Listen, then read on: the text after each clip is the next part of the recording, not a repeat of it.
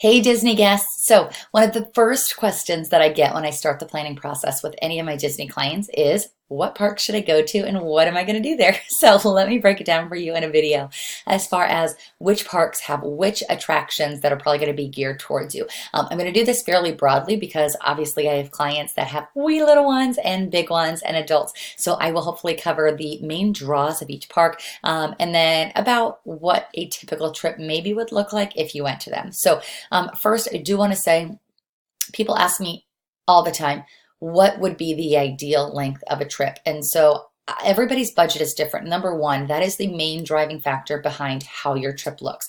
So person A, B, and C, you all come to me with a different budget. You all come to me with different wants and different things that you want to get accomplished while you're there. And so we have to make that happen. However, I do want to suggest if your budget allows, if there's a way to make it happen, I always want to give you 5 park days. In my perfect world, that is ideal.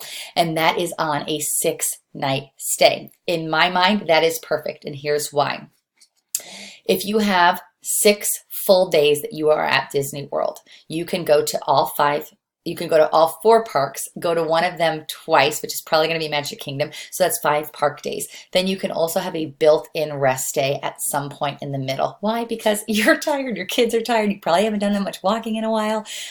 So ideally, in a perfect world, if your budget allows, I would try to suggest that you cut something else out to make it happen, to have 6 full days at Disney World. That could even be travel days if you have a really early morning flight or a late flight on the way home. But in a perfect scenario, that's what I would always suggest to get the maximum experience, to get to do everything. So that being said, which park are you going to do twice? It's probably going to be Magic Kingdom. That's going to be typically what people do because there's a lot to do in Magic Kingdom and it's pretty big. So without further ado, let me break down the parks for you. So Magic Kingdom is going to have something for everyone. It is going to be the most friendly option for your younger crowd. So you're 7 and under maybe. You're going to have quite a few. Majority of the rides are going to be things that your little tykes can do with you, whether it's on your lap, next to you, not height requirements. There are, of course, height requirement rides.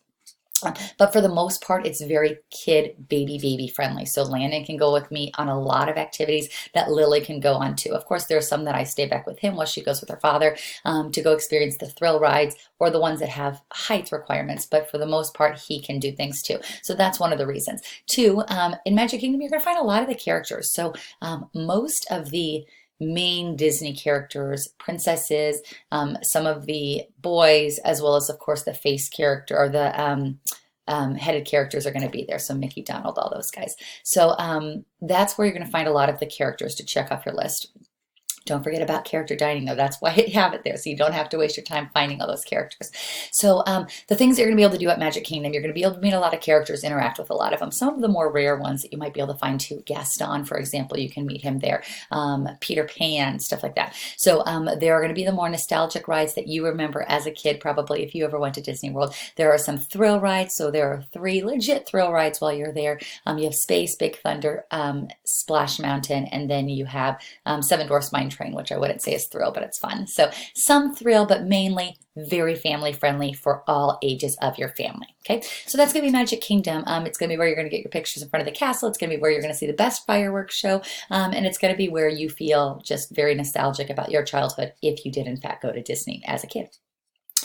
Next is going to be Epcot. Epcot is something that is thrown away by a lot of people as not a kid park. And I would challenge anybody that says that it is a very kid-friendly park if you have certain things in mind that you want to do there. So Epcot, if you picture a golf ball on a tee, the tee is going to be where the rides and attractions are for the most part.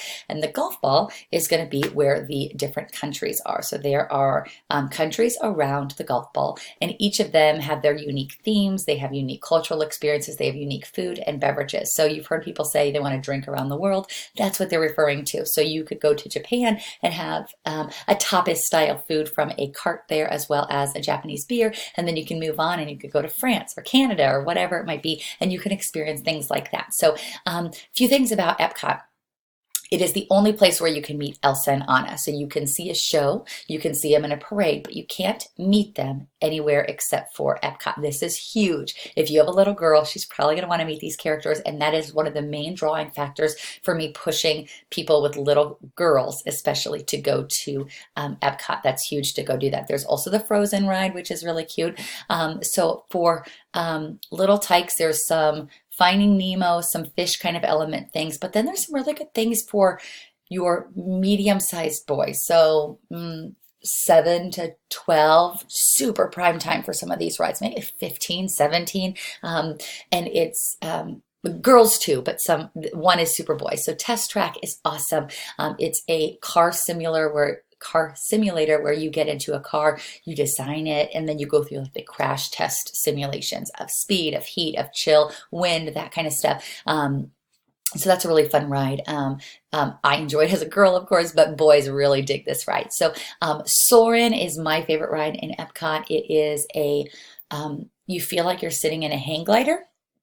And it's a massive 3D screen that kind of goes around you, so you feel like you are flying over the 7 wonders of the world and then some other things.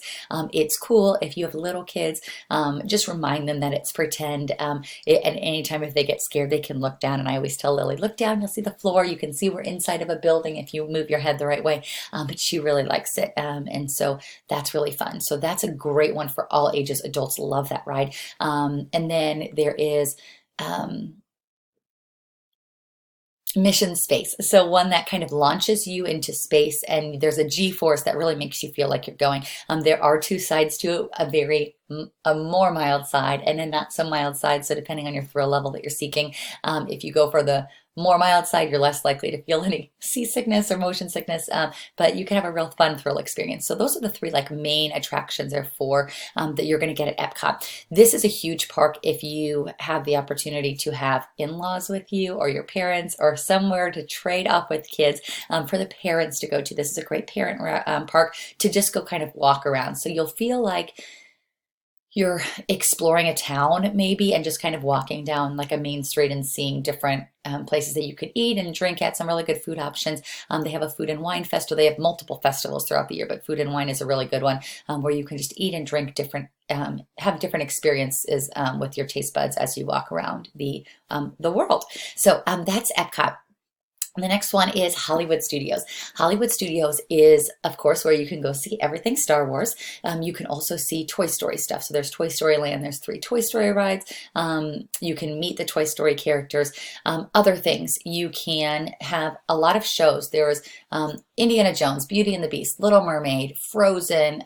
There are shows that are Broadway kind of miniature scaled down length. So maybe they're only 20 minutes, and they go through a lot of the songs. Some are sing-along, some are acting and singing, but they do the full performance in a much more condensed way, so you can watch as an audience member. So that's great if you have kids that are into musical theater or just like songs or just want to sing along.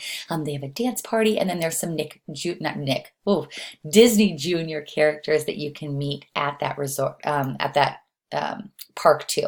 There are some really good thrill rides here. So my favorite roller coaster out of everything at Walt Disney World is Rock and Roller Coaster. It goes 0 to 60. It is an indoor roller coaster, but it's one that has flips and twists. So I love that roller coaster. It's worth it for me to go. I've gone on a girls trip and I rode it, I think, like 12 times in a row. I love it. There's also like a drop zone. So Tower of Terror is like they take you up and they drop you. Not my thing. It makes my tummy just go in circles. So I don't like that one, but most people that like thrills do.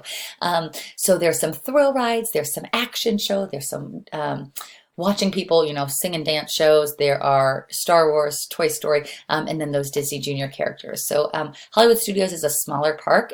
So it could potentially be an all-day park. It could also be one that you're not at all day. It really just depends on what your interest levels are in those things that I kind of mentioned.